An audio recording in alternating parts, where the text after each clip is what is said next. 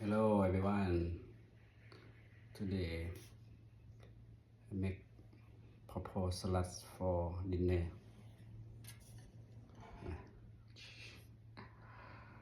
ตำบักหุ่งใส่น้ำปูได้หลายรสลองดู I don't want to eat and right today eat only veget คำใหญ่ๆ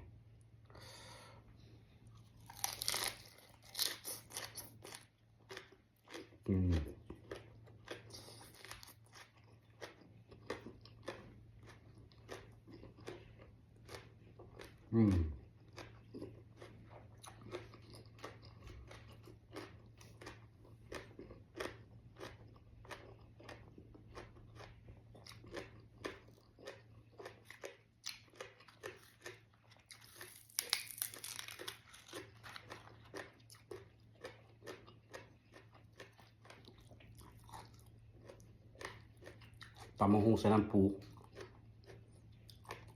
แต่ว่าตำอยู่ออสเตรเลียคนลาวกิน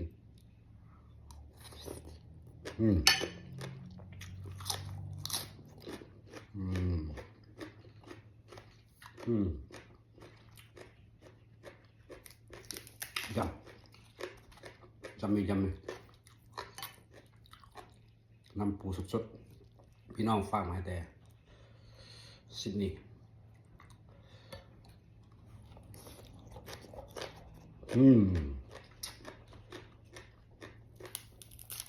สุดยอด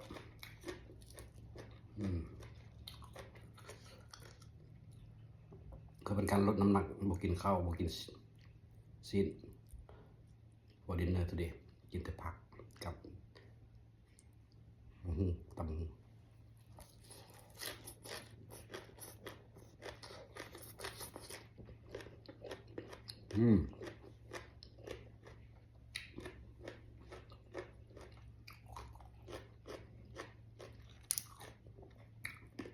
ชีวิตในต่างแดน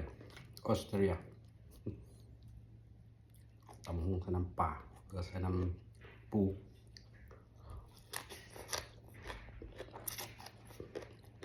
โอเคบ๊ายบาย